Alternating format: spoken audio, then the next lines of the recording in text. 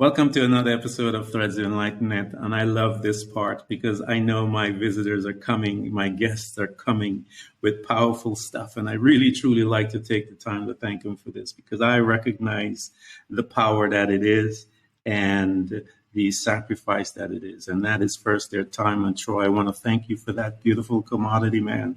That's some expensive stuff. And some people misuse it, don't know how to spend it right, if you will. And the other is your journey. The journey is that place that you were that gave birth to you, to who you are today. That is some precious stuff. It houses all kinds of pain, wisdom, strength, defeat, all of it. But it was once you, and it has created you. And I want to thank you for coming to share it with us. Welcome, Troy, the Threads of Enlightenment, man. Pleasure. Thanks for having me, Ken. It really is an honor. And yeah, I just look forward to chatting and talking, and I'm really excited about this conversation and sharing with you all. Excellent. Tell the people the things that you have created. I always tell them we are pregnant. People are pregnant, Troy, and sometimes it takes a situation to cause us to give birth to those children. Some people die and they abort the baby and don't even know they were pregnant. But those that have given birth, talk to us and tell us what you have given birth so far. Yeah, when I hear that question, Ken, one thing I want to note first off is that the people around me who have nurtured me, they've given birth to everything I am. Yes. So when I answer that question about what I have created, I want to expand that understanding of I. Because it may have come through me. Yes. But I really give it to the people around me that have created who I am to allow me to create really amazing, beautiful things. And I know it's only now beginning. But to answer your question, not to go back too far, but when I graduated university, I came home and opened Trinidad's first hemp shop. All natural clothing and merchandise made from cannabis. And I always emphasize this was a hemp shop, not a head shop. Due to a lot of misconceptions and stereotypes, I am not a smoker of cannabis. I am an advocate for it, not a smoker of it. So I ran Trinidad's first hemp store for about 7 years. Then I started teaching yoga, something I knew I would end up doing long before. And I then closed my hemp shop because I realized that it wasn't really having the impact I wanted to have. And I didn't really just want to run a retail store. So what then happened is I founded a waste cooking oil recycling business. That collected waste cooking oil from restaurants all over the country, recycled it to export as biofuel, and everyone thought I was a complete maniac. Now, Trinidad is a third world country, and as you could imagine, because you've come from Guyana, Ken, so as you could imagine, there are no real rules and regulations. There's no environmental laws that people follow. So all of this waste cooking oil was being poured down the drain. And I put every cent I had into this business, and I converted my truck to run on waste cooking oil, and everybody thought I was a lunatic. And 5-6 years later, I sold that recycling business, which allowed me to build a house in the forest where I now live, and allowed me to dedicate all of my energy towards nurturing a yoga studio and community, which is really beautiful, which I ran and developed with the help of everyone else for about 6-7 years. And we are still running today, but we have no physical studio today. We're just online. Also, I just finished writing my first book, which I've spent 3 years writing and rewriting and rewriting. And Congratulations. Thank you. And questioning my own perspectives and getting clarity on my own views of the world and what it is I'm really trying to say. And where it all came from. So that book is now looking for a literary agent and a publishing deal. And I'm really just looking forward. I've started doing a lot of public speaking, especially in a corporate environment. Yeah. And I'm really looking forward now to expanding my reach and trying to just reach and influence as much people as I can all over the world, which is why I'm so grateful for yourself and Threads of Enlightenment.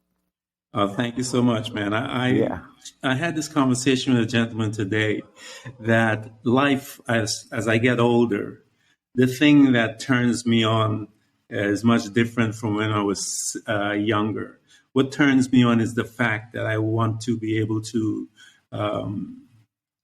create influence around the world, influence that is effective in my society and the people in the world around me, so that we can do something beautiful. And the power of influence, I tell people, it is one of the most powerful tool within a relationship with a man and a woman. A woman, Troy, can touch a man on his shoulders and influence him in a second. And most women don't even know that they have that capability within them. They will start fighting, yelling, shouting, screaming when all they needed to do is learn how to use that most powerful tool that they have residing within them, and they have no knowledge of it. But here you are, you know what we do here, Troy. We go back into the beginning. I want to talk to you. I love your intro because it is absolutely an insightful one about it was just not you, it was all the others that have deposited within you that, and through you, you were able to create. I like it, I like it, I like it. So here we go, Troy. I want to go back into your childhood because I believe usually this is where we began to form our the perception that we have about the world and how we create and mingle with people. How was your childhood like growing up in little old Trini, man? Man, you know what, Ken? It's like I sometimes ask my mom. My parents are still alive, fortunately. They're in their 80s. And I always ask my mom because I'm like, Mom, what was I like as a child? And I never really get a firm answer, but I have certain glimmers, right? Yeah. And memories of my childhood. And you know, I'm straight up, Ken, in that I come from a certain aspect of privilege. Mm-hmm. And I know when we talk about privilege, we often talk about the labels of privilege, meaning that whether it be skin color or financial background or someone's gender or whatever it is, and all of that I know is very viable. But what I'm really referring to is a privilege that we often overlook, and it's the most powerful privilege of all. Mm-hmm. And that is the privilege of knowing what it is to be loved. Yeah, yeah. And so I come from a childhood and a background in which I've never seen my parents fight. Wow. They've been married for 50-something years. I was 7 years the youngest of two brothers, so I was almost like an only child. And my family is very conventional. Yeah. And I am very much out of the box in a lot of ways. And never, even when they thought I was an absolute lunatic and I was crazy and they couldn't understand my choices and decisions, never did I lack love and support. Yeah. Never did I lack community. I was always held, you know, and so I always knew what love was. Yeah. And then, but at the same time, growing up, and I now have come to really unravel this in writing in my book and questioning my own upbringing, is I realized that I was ashamed of my privilege because I do also come from a very financially comfortable background, right? Yeah. And upbringing. And I was ashamed of my privilege because the Middle Eastern name and culture in Trinidad carries a stereotype of comfort and wealth and business and success and so on. And I remember from a young age, I was ashamed of that. Wow. I wouldn't tell people my name. I didn't want anyone to know my last name. I didn't want them to know what neighborhood I grew up in, because I didn't want them to see me as separate or as different or as stush or entitled, right? Yeah. And, there's a chapter in my book called Owning Privilege. And in writing that, I began to understand that Rastafari and reggae influence had way more of an impact on me as a child than I could ever imagine. Wow. Because, I grew up, it's always been a huge part of my life and still is today. Right now I'm bald-headed and shaved head. I used to have long hair. And, but what it did for me, I'll tell you, is that from a young age, I had an obsession, like a lot of us do, with Robert Nesta Marley, Bob Marley, and that obsession grew into Rastafari. But it was never about smoking a herb for me. Yeah. It was never on the surface. It was the depth of it. And reggae music and Rastafarian culture exposed me to a reality outside of my privilege. Yeah. A reality that existed that I wouldn't have been exposed to otherwise, right? Yeah. And I think what began to happen is I grew up in a Catholic home. And I've also been close to the teachings of Jesus and the teachings of Christ beyond organized religion. Yes. Outside the box of organized religion. I remember I did confirmation and I walked out of the confirmation class because I told the teacher, I was like, you're missing the point. I must have been like, 10, 12. I was like, you're missing the point. Jesus would have never taught this. And, so I think what happened was, rather than being enveloped in the shame and guilt of my privilege, I decided unknowingly to own it. Yeah. To acknowledge the responsibility that came with it. Yeah. Yeah. And realize that I had to make a difference in the world. No matter what I did, it had to make an impact and make a difference in the world. I mean, at 10 years old, I wrote my first letter to the editor, and it was sent to all our national newspapers. Yeah. And then I sent, with the help of my mom, a copy was sent to President Bush, Saddam Hussein, Mikhail Gorbachev. And I often question, at 10 years old, what drove me to do that? Yeah. And now, in trying to excavate my childhood, I realized that it was that responsibility that came with acknowledging my privilege. Yeah. And through that, everything I've done my entire life, I have to know that I am contributing to something bigger than myself, that I am in service to something larger. Yeah. And it's the key, man. That's the key. It's one of the most powerful revelation that an individual on this planet can have, because what it does, it causes you, and I tell them, Troy, it causes you to create and to have statement of faith that are big, that are beyond your ability to get it done until you incorporate something that people talk about but really don't understand it. It's the power of your belief system. Your faith will drive you to get this thing done and to make it. You talk about the hemp piece and all that stuff. The visionary part of you pull something like that. And then you talked about the oil. And so that statement that we make, that internal language that we speak to ourselves, that thing, when we release those words, I tell people, you have to be honorable to yourself. That's where you become. However you become an honorable man, be honorable to yourself. And then you'll become accustomed to what honor looks like. And so you will always be walking in that power of an honorable person, because you're honorable to yourself. Here you are, Troy, you're 10 years old and trying to shake the world leaders already at 10 years old. And you mentioned in the onset about the love that you felt and knew that you had. That is a powerful gift that your parents gave you, because it gave you that foundation by which a lot of people don't have that foundation and that security that they are able to then now build upon.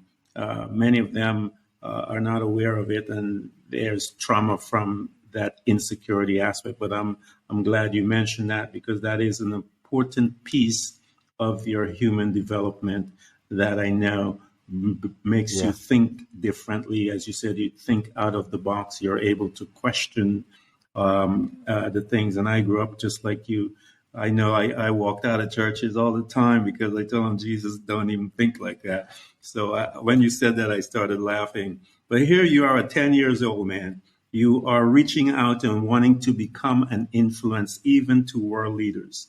How did you begin to, at that young age, how did you begin to deal with those that were in your space, your friends, and those type of people around you? I know you reached out to the world leaders, but how did you deal with those folks that were closer to you in your space? I don't know if I could put my finger on anything specifically in that sense, Ken, but I'll tell you something. I don't know. I mean, Guyana, I don't know if it's similar to Trinidad for your listeners as well. The culture in Trinidad is one that very much revolves around alcohol as the pillar of social foundation, right? Wow. Alcohol is a pillar. Yeah. Anything done socially in Trinidad involves alcohol, and it is very much, it is infused within the culture. Now, my first sip of wine was at 27 years old. Up to this day, I have no idea what it is to be intoxicated via alcohol. And I've never drank. And I could explain to you later on why I decided at 27 to start drinking wine. Yeah. Now, I reference this because it's important. Because people often ask, man, how did you grow up your entire life in Trinidad? Not like it was a religious obligation. I simply chose not to drink alcohol. So growing up for me among my friends, Ken, it was a little difficult at times because, I mean, my friends were drinking alcohol and smoking and stuff from 13, 14 years old. Yeah. And I never have. And so I always, I guess, in some aspect, felt a little outside the box, a little bit. But even my friends, they always supported me. They always respected my choices. Yeah. There was never peer pressure. Yeah. And I even remember as a kid, my friends used to call me high priest for fun. Now, it was a joke, but to me, it was like, yo, that's a term of respect. That's their way of joking in a respectful form, you know? Yeah. And it had its challenges growing up outside of the box and thinking a little bit differently to everyone else and my friends and even making different choices. It did absolutely have its challenges. One of the stereotypes. One of the things that I noticed, Troy, because I came to the United States when I was about 12 years old, and one of the things that I noticed from the onset, as far as peer pressure, it wasn't so much so out in the Caribbean where I grew up, and in Guyana, I didn't feel it that much. But when I came to the United States, there was this thing that they labeled peer pressure that is very prominent within that society. But you mentioned a little about it on in that part of the world, what they call third world. We never had that type of stuff, even though I was growing up different than my friends in certain things like yourself. It wasn't.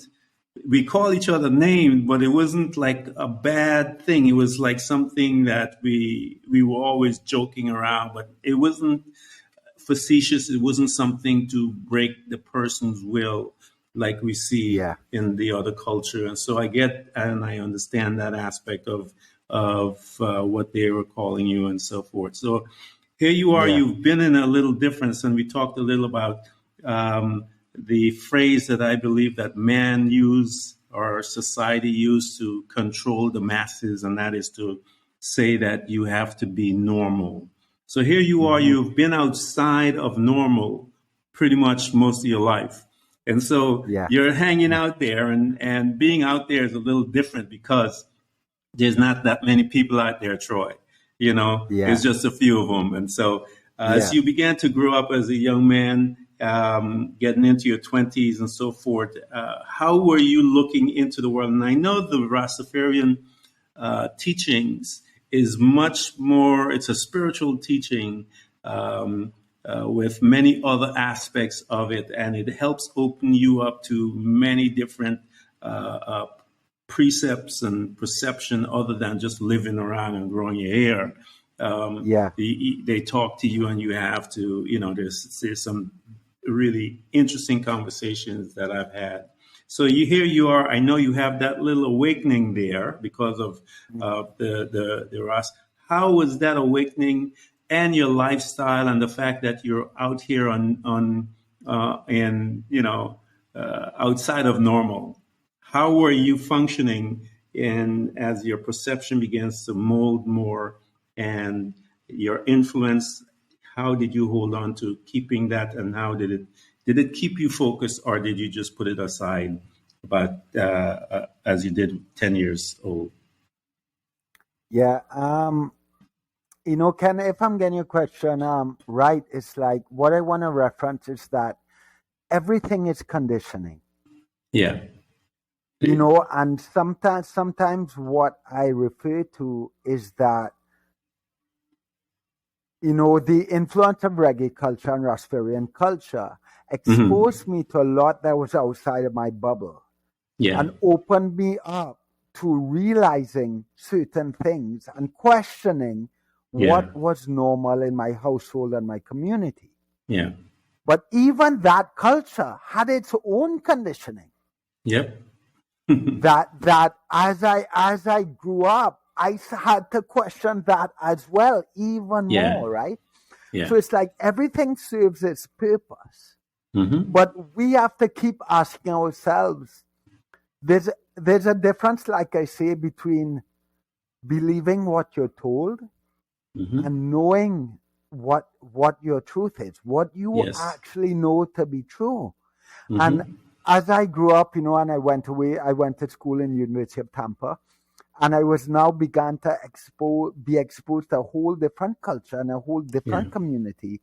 I began to realize that even a lot of not just what Caribbean culture and what my culture at home and community was telling me, but a lot of the conditioning of reggae culture and Rastafarian culture I also wasn't aligned with. Yeah. And one of those stories I tell is, as you would know, in the Caribbean, especially 10, 15 years ago, the concept of same-sex relationships was not accepted in any way. Right? And even within reggae culture, that was all the church. That was not accepted at all. That was, I don't even want to say words, but that was not cool, right? And I had this whole conditioning around that. Yeah. But it was only when I actually went away to school and I was exposed to something different. I remember a conversation. It was a friend from Bahamas, and we were having, and she knew what I stood for and what my beliefs were. And she asked me straight up, and I tell your story in my book. She said, "Well, what are your views on homosexuality?" And I pretty much said that I didn't think it was wrong, but I didn't think it was right. And she asked the question, well, do you believe you fall in love with a person or you fall in love with a gender? And she knew for me, I was all about love. So that was holding it up in my face. And of course, the actually getting to know and understand people who identified with being homosexual or whatever you want to call it, or gay. That brought me to understand and realize that my conditioning around that was absolutely nonsense, that I didn't believe that. Mm-hmm. That was just what I was told. And I never questioned it up until that point, really. But it's really important that we look at our own conditioning. Yes. And we question it to really identify, well, what do I believe? Not what was I told. But what do I believe? And at the same time, leave space in our identity with an opinion or a belief to grow and change that opinion and belief. Yes. Conditioning response, I call it conditioned response, meaning that we are so programmed that, and I usually give the example of a cop. We're driving in in our car, and a cop pulls up behind us. We're obeying the rules. We're obeying all the stuff. But because we have been programmed that when we see this light, a lot of people panic, and they have that conditioned response where their feet are hitting the brake. They begin to look around in their car. All kinds of crazy stuff happening and you're sitting there and you're doing everything. Your license is okay, your insurance is fine, but you're still behaving this way, and it's simply because you have been conditioned response. And so I have been learning, Troy, how to, and one of the things that I find myself praying about is that I would respond from the space of love before I respond from a space of intellect or emotion. And because I want to, and I understand that it is love that is that foundation that will guide my intellect and will guide my emotions.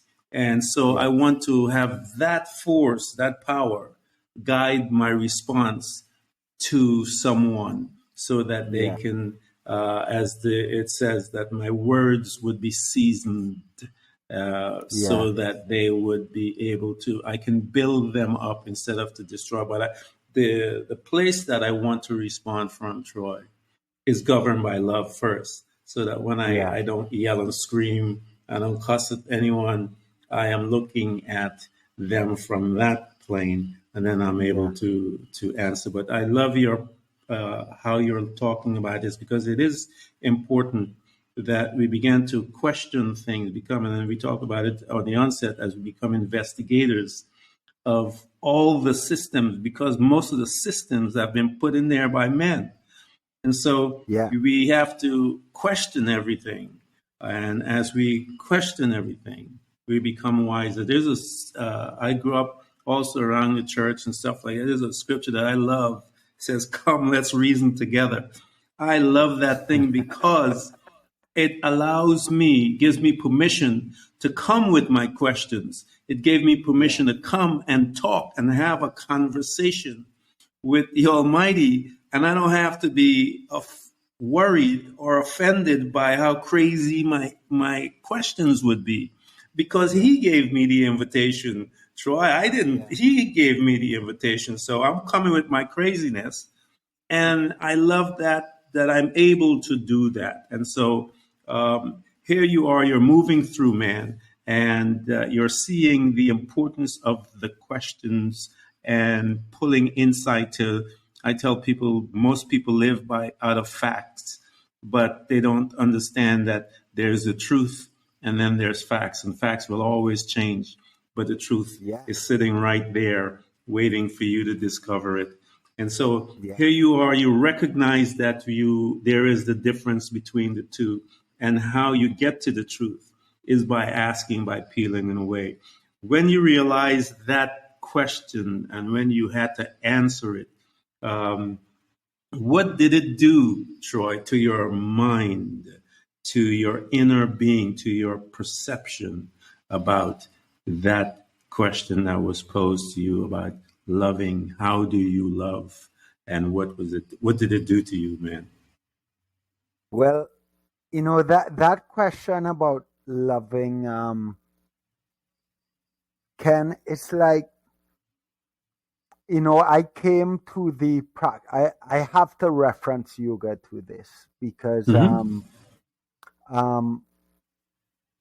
yoga and this place I call, I'm now lucky enough, privileged enough to call home, is on the North Coast of Trinidad in the forest, nestled in the forest. And I'm the only one that lives on that mountain now for about 8 years on that mountainside. And I tell people all the time that there's a difference, like I referenced before, between being told of God and knowing God.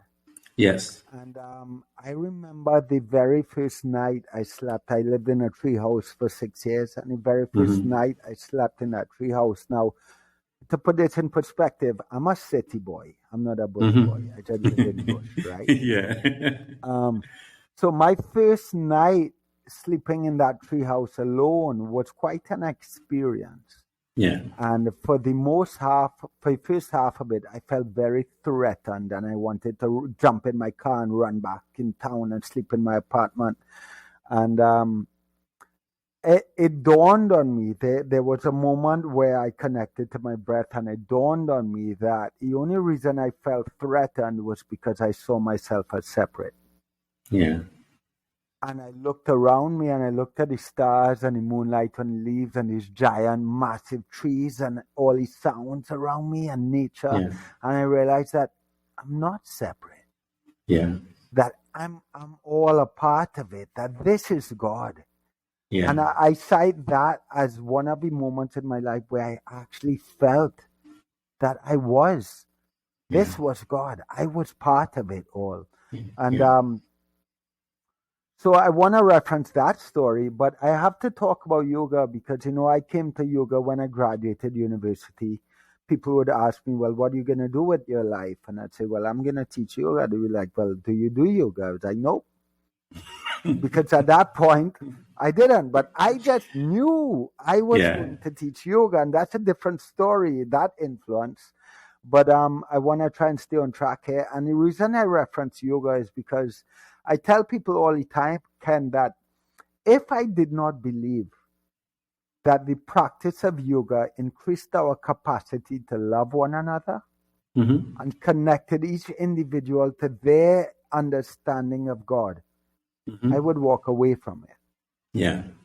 I have no interest in teaching a physical exercise or physical practice or Zumba or Pilates. No disrespect to any of those practices. Yeah. Yoga for me is so much more. Yeah. And I wanted to reference this because I wanted also to reference what you just spoke about, which is what happens in the mind. Yeah. And to me, the choice to live governed by love. Yeah. In order to do that, we must have a relationship with our mind. Yes. Because the two first teachings of yoga I always talk about is the first teaching says that yoga is now.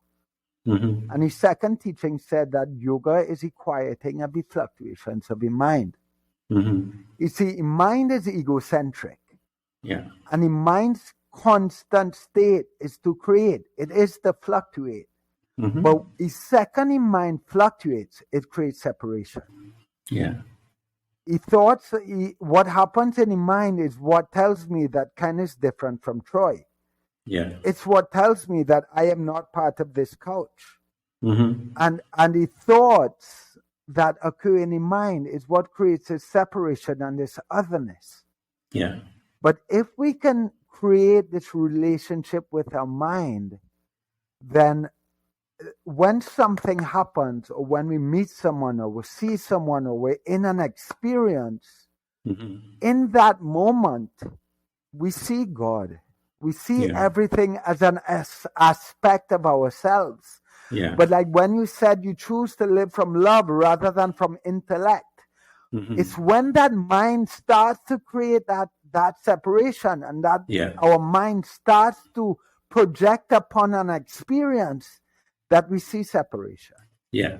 Yeah. But if we can be in relationship with the mind, and this is what the practice of yoga helps us do, right? Like meditation or yoga, it creates a relationship with the mind, so that in any experience and moment, we can be in that moment, in that now. And as long as we're in that now, There's nothing else to be seen but God. Yeah. And if you were in conversation with God, if you were in relationship with God in every moment, what would you do? What would you say? How would you act? So for me, when somebody asks me, well, what does it mean to embody love? Right now, today, I would have to say that to embody God and to embody love is to see God in every human being, in all of creation, and then to act accordingly. Yeah. So that God can be in awe of his own magnificence. Yeah.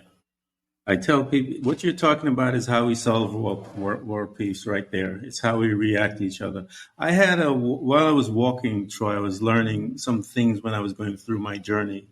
And one of the things that I learned was that I got a glimpse of was the uniqueness of how unique and how beautiful I was as an individual.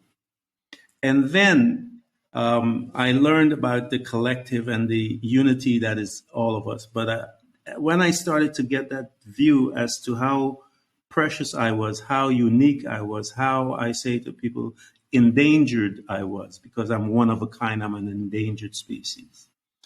When I got that revelation, I had to then look at you standing in front of me.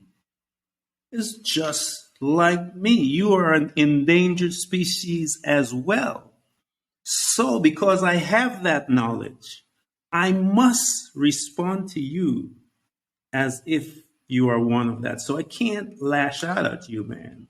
I can't do all of those crazy things that I would want to do because of, you said, the ego of that you're dealing with. But if I look at you as an endangered species, our conversation is going to be much deeper and richer because you as an endangered species also have some stuff that I need and I have some stuff, and we could have this great exchange called life while we're here on this earth. And I love your insights as you get. And I tell people, mine is meditation and yoga. I tell them everyone yoga and meditation. These are some of the tools that will teach you to go inwards. And we saw, and I came out of church, Troy, I always see that Jesus Christ left all them people and he went by himself. And I know that culture talked about meditation. So I know he wasn't there just standing, chewing on a piece of tree or, a little thing sitting around. This man was meditating because they talk about it in their culture. So he was here meditating, and I tell them, look what happened when he came out of his meditation. He was walking on water. He was doing all kinds of stuff. And so all of that resides within you and I, that in our space of meditation is where we get our power, is where we get our insight, is where we tap into God. It's where we get into the source of it all. Because if we're outside of that, Troy, we're too busy. And so when you are in that space of the quietness of the mind and all of that, that's when you get into power. That's when you begin to learn more about you and all of the surroundings, the nature, how we're actually one, we're connected. And when I got into my meditation, my senses became much more alert. I could hear miles away. I would I would hear things because you put yourself in that space. And it is one of the most powerful tools out there, Troy. I wish people would get it. And the wisdom that you talked about the mind is intense. And if they understand that, that will usher in peace within themselves, peace within their relationships, and as we expand out into the world. Talk to us about this, because I know it is a masterpiece in your life, this meditation and the yoga, please. And you saw that was your mission when you were younger, that you would be a teacher, and you saw the value of it, not just as a physical form. As you began, Troy, to sit, how did it begin to truly affect your life and your perception of it, the breadth of it, the understanding of it. Talk to us about your space, man, when you're there and Yeah. you're in that space. Yeah. Sure. I'll tell you a quick story before I jump into that, Ken, because I think it's relevant. And you mentioned that I knew, right? I knew I was going to teach yoga. Yeah. And people often ask, well, how did you know you were going to teach yoga? It's like, man, I don't know. But the last thing I could only put my finger on one thing. And when I was 14 years old, I remember I was in a school called Fatima College. It's like a boys' college. And I used to go up every lunchtime and sit with a teacher called Mr. Hadeed, who now teaches in Toronto. And I used to go up on my own free will every lunchtime and sit down, and he would give me these books to read. And I always used to tell people, that was the first time I remember reading a book about yoga. Yeah. And for some reason, I went up every lunchtime of my own free will, and kids used to make fun of me. My friends used to make fun of me. And I always said that one day I hope I could find Mr. Hadeed again and see him and tell him how he could have possibly influenced my life. Yeah. And 2 years ago, I get this message. So I've been saying this for about 15 years, right? That one day I want to see Mr. Hadeed again.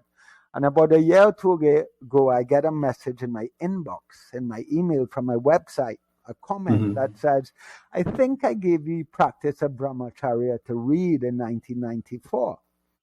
S. Hadeed. I was like, what?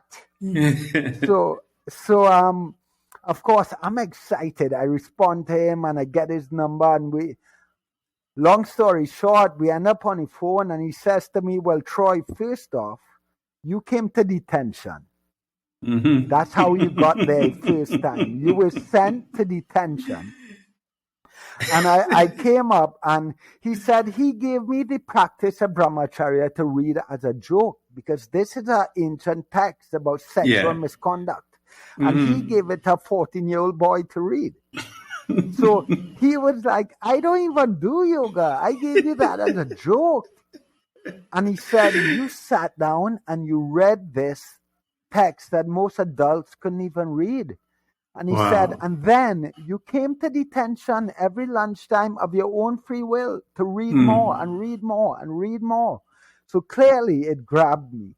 Yeah. But what's really amazing about this story is that he says to me, he says, Troy, I've been talking about you for the last 15 years, for the last 25 years, since I was 14 years old. He said, I've been talking about you as a 14-year-old boy who awed me with his commitment and devotion to read this text and go outside the box. And I have been talking about him for the last 15 years. But we had no communication whatsoever. He had no idea I was teaching yoga. Yeah. How he found me was that he went to class in Toronto, Canada, teaching his class. And he told this story about Troy Hadeed as a 14-year-old kid. Yeah. And of course, they Googled my name. And they pulled up my website. And they said, do you know he's been an international yoga teacher for the last 15 years? And Mr. Hadeed said, what? So that's how he found me. And that's how we came together. And that synchronicity is just absolutely amazing. And that synchronicity is everywhere in our lives. Everywhere. We just don't always see it. Yeah. Everywhere, now, all the time. All the time. Yeah. Now, to answer your question about my practice, Ken, when I step into that space, there's two things that changed my relationship to my yoga practice very early on. Yeah. And one of them was learning the anatomy of breath. Learning how breath actually worked. And I learned that at 27 years old, and most people live their entire lives and they still have no clue. Yeah. But understanding how breath actually works in the body is phenomenal. It's life-changing. So when I began to understand that, and I began to breathe really slowly in my yoga practice became very intimate Yeah. very intentional, almost like prayer, right? Yes. Or it was prayer. Yeah. And then the second realization that completely changed my yoga practice and my life in a lot of ways, or I would say excel the direction in which I was moving, was learning that the word spirit, like Holy Spirit, actually comes from the word spiritus. And it's a Latin word that means to breathe. So I now began to connect the dots. Well, hold on. Breath is the one thing that connects every living being on the planet. Yeah. It connects us to everything around us. It's like a plasma that holds us together. It only makes sense that the air we breathe is some form of divine agency. And what that meant to me was that not only was my yoga practice a form of prayer, but that life was prayer. Yeah. That prayer wasn't something we do from time to time. Prayer wasn't something we do when we go to church or go to temple or go to mosque. Yeah. That we are living embodiments of prayer, that God is making love to us 23,000 times a day on average. Yeah. So when you ask me about my practice, Ken, when I step to my mat, be it to sit in meditation or to practice asana and postures, that moment to me is prayer. That is an intimate time in which I get to intentionally be with God, not just in mind, but in body as well.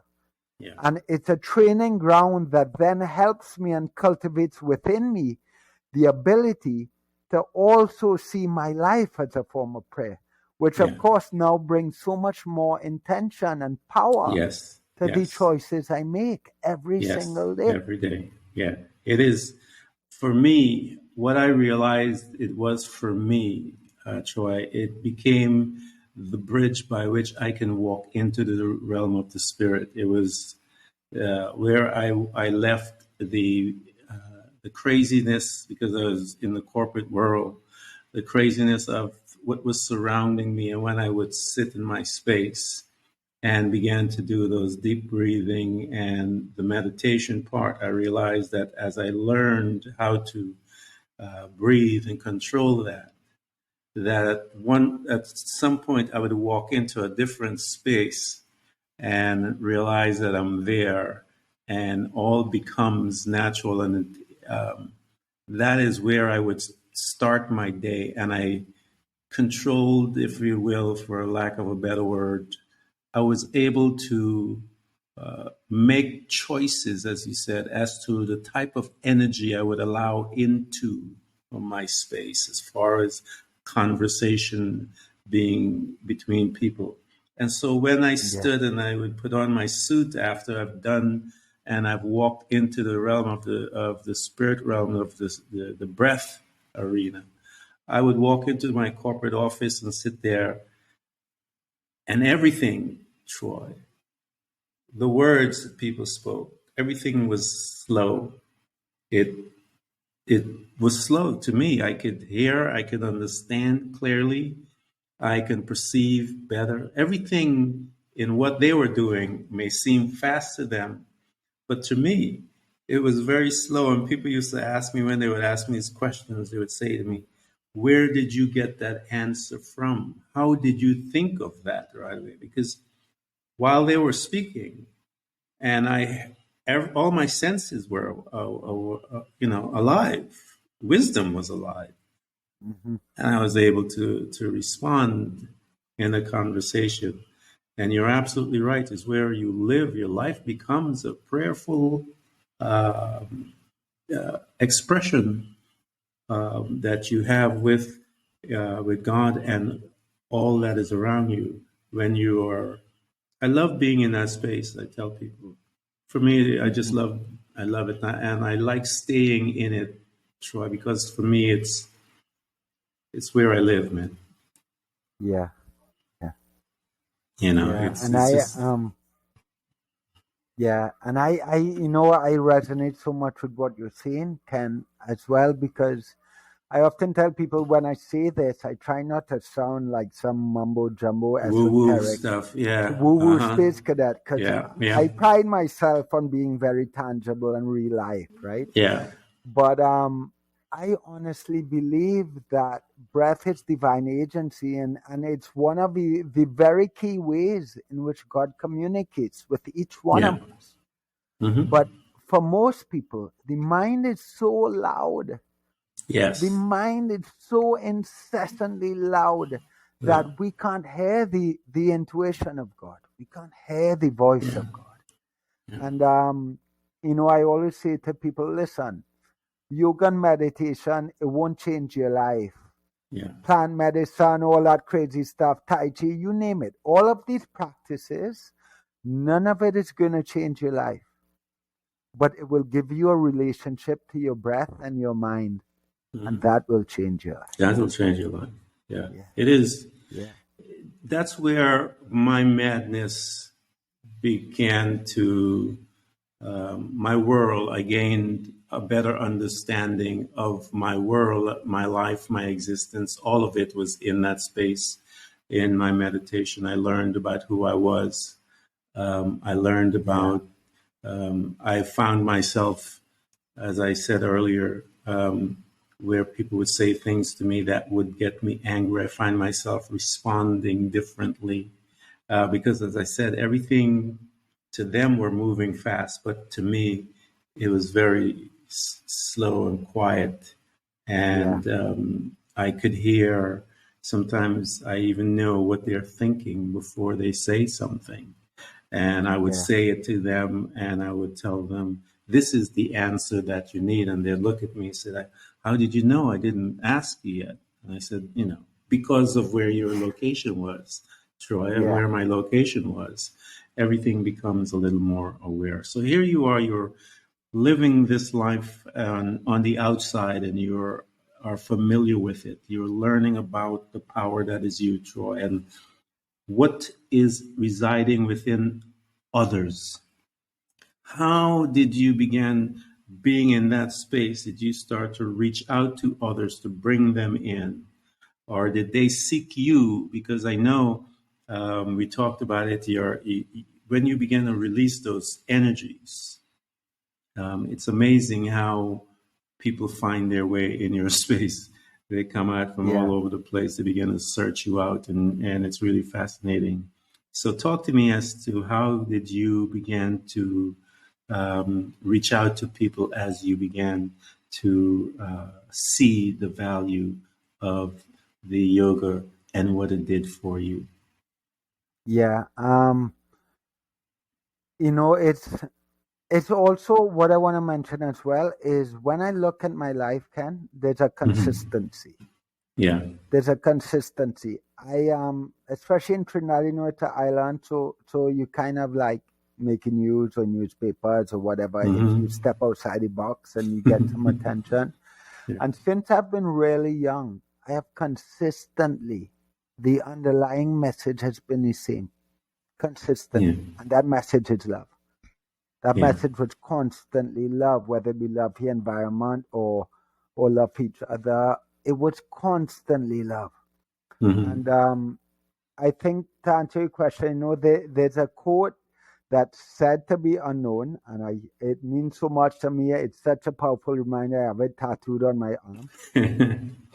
And it says that I have not come to teach. I have come to love. And love will teach. And I think that when you commit your life to something, not just when it's convenient, but when you really commit to your life to something, it becomes who you are. And when that becomes who you are, like people can't help but take note of it. Right? Now, we are human. So it doesn't mean we don't make mistakes. It doesn't mean we don't screw up. But I tell people all the time, the difference is that when you are consciously in a state of introspection, continuously trying to be better and committed to living from a place of love, you're willing to see the areas in which you don't. Yes. You're looking for the areas in which you don't, in which you drop the ball, in which you are disconnected, and you try to do better. And I think that once you are authentic and vulnerable and honest in that, so not only sharing your triumphs and look at me, this is how good I am, this is where I live from a place of love, but you're also willing to be honest and say, yeah, I messed up. This is how disconnected I was, and this is what I've learned. I think when you show up honestly, authentically, and commit to something, people who are looking for that will come. And if you authentically share with them and remove all the filters and all the boundaries, they will feel it. And I think it is that commitment that and the people around me, of course, that encouraged and supported it and nurtured it. I think that is what did it for me. Is I am just someone. I'm committed. Like, if loving kills me, I'll choose to love. You know what I mean? And it is to show up from that place and understand that, I always say that, I don't want to digress a little bit, but the biggest lie we have ever been told, and it's almost not a lie, because if somebody tells you something that isn't true, but they believe it to be true, it's not actually a lie. It's misinformation. So the biggest misinformation narrative we've ever been told is that my name is Troy and this is who I am. This body is who I am. Because if we become obsessed with this identity and physical body, naturally we're going to do everything we can to preserve it. And unconsciously we become obsessed with self-preservation, and that inhibits our ability to love. But absolutely. So for me, Ken, it's just about that consistency. Like, if we really commit our lives to something and believe in it, it's important that we commit to it not only when people are looking, not only when it's flowers and rainbows, but even when it gets heavy and uncomfortable and inconvenient, we commit to it. I think once we do that, it's going to happen. It's going to happen. It comes naturally. That is when early in the conversation I was telling you about responding from a place of love, because what happened was, Troy, to be honest with you, was I got a glimpse into a part of me that it wasn't there.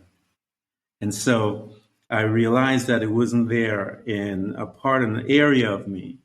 And the words that I began to change, I began to release in my life, was that I would learn to respond from love first before all the other things start engaging and causing me to behave out of sync. And it came from one of my meditations when I went in and I saw something and I realized I need to learn to apply this principle. And I always tell people, I would say that when someone would say something to me that I needed to work on, I would say to them, I will bring that into the forefront of my thoughts. And people would look at me and want to know what I'm talking about. Because I needed that. They saw something, Troy, that I was not aware of. And because they brought something when I was ignorant before, in a sense, when I was young, and I would cuss them out and yell at them, but I didn't understand the importance of relationship. The importance of relationships is for people to bring what is called your scotoma, your blind side, bring it up to light and make me aware of them. And once they made me aware of it, I was like, wow, I didn't see that. Why? Because it's a familiar aspect of my behavior. They were able to see it. And then when they made me aware of it, I no longer cuss them out. So I tell them, I absolutely deeply appreciate what you have seen. And I thank you for the information, because I know the purpose of it. When I understand, it's to make me better, man. I'm going to be even a better, a deeper person. And I want to learn more about me and to engage. And so I look at them now differently, Troy. The purpose of my friends and what they bring to me as an individual. And so when I said to you about that conversation that caused me to do that was, as you said earlier, I saw a dark place. And when I saw that, I know the remedy of it is that love is the remedy of it. And so I want to remedy that area of what I saw and make sure that I then walk in love, behave as one that is governed by love. My thoughts and my speech and all of it will be governed from that place, and I will bring healing to me and the individual that where I saw that from. So that's the purpose of it all, man. This Troy has been, for me, has been an absolute beautiful conversation because I am getting to see some more things a little deeper, even from the very onset of the conversation when you talked about those that are surrounding us and in us and are able to we are able to create from that space because it's just not you alone. It's all of the input of every situation that has ever come into our life that has made us who we are today. So I appreciate this conversation, man. I'm learning a tremendous amount. So talk to us a little, Troy, about the book, because I know that's been sitting there and it's been in there for a while because you have to give birth to this. It sits there and you said you had it for a couple of years. You were pregnant with this child, and talk to me as you began to sit down and began to write and produce this thing. What did it started to do to you, Troy, as you began to put this thing together and began to look in deeper? What did it begin to do to you? Yeah. Well, let me go back a little bit, just a little bit before that, Ken, because you say that I've been briefing this for a few years, which I have. But 20 years ago, I was in my early 20s. And I was in a car with my girlfriend at the time. I remember it very clearly. And we used to go to movies all the time. And I put my hand in my jacket and I pulled out some old popcorn. Some old kernels of popcorn. And I put them in my mouth. And I remember saying the words. I said, popcorn in my pocket is going to be the name of my first book. Wow. In my early 20s. And when I went to university, I wanted to major in writing and philosophy. Are you still there, Ken? Yeah, I'm still here. Yeah, your video just went away for a little bit. Yeah, so when I went to university, I wanted to major in philosophy and writing. And my dad said, you're going to do business. So I did business. So 20-something years later, here I am writing a book called Popcorn in My Pocket. That is in a lot of ways about the philosophy of what it means to live from a place of love and a human experience, right? So it's quite ironic, but I have to say that my journey is no mistake. Like my experiences over the last 20 years have now given me the ability and the tools to produce this book that has all of me in it. All my blood, all my sweat, all of me is in this book, And so it's called Popcorn in My Pocket. I've been writing and rewriting for the last 3 years. I've been working with editors and award-winning authors. It's an amazing book. And people are always like, well, popcorn in my pocket. Like, what does that mean? Well, the subtitle of the book as it stands now is Insightful Reflections for a Better You and a Better World, right? Yeah. And popcorn is an analogy for all these spiritual insights and revelations and epiphanies that we come to over the course of our lives. The pocket is an analogy for everyone has their own spiritual pocket. It's like a place of absolute knowing, right? Yeah. And I think there's a, I won't call it a problem, but there's something happening in the world today where people are simply taking teachings, ideologies, insights, reposting, regurgitating this material and talking about it without actually embodying going through. Yeah. Without actually understanding it or asking question, how does this apply to my life? Yeah. Right? So in this book, I share the popcorn in my pocket with a lot of life narratives and stories and realizations. But I invite the reader to see how it applies to their life and really understand and discover the popcorn in their pocket. Yeah. Because I don't want someone to just take what I'm saying and talk about it and regurgitate it. I want them to understand it. And it's a lot easier to say something doesn't apply than to actually take it and say, well, how does this apply? Yeah. Because all of these insights and reflections apply to everyone's life. But do we have the courage to actually look and see, well, how does this apply to my life, you know? So that popcorn in my pocket, Ken, it is looking for a literary agent, but you know, literary world today, I've received a lot of very encouraging rejections. Because people love a book and they love a concept and the manuscript blows them away and inspires them. But a lot of people are getting stuck on limited social media following. So, you know, that of course has also driven me to say, all right, well, let me go and try and get myself out there a little bit and actively try and do more podcasts and interviews and stuff like that, which is how we found each other. And I'm really grateful for that.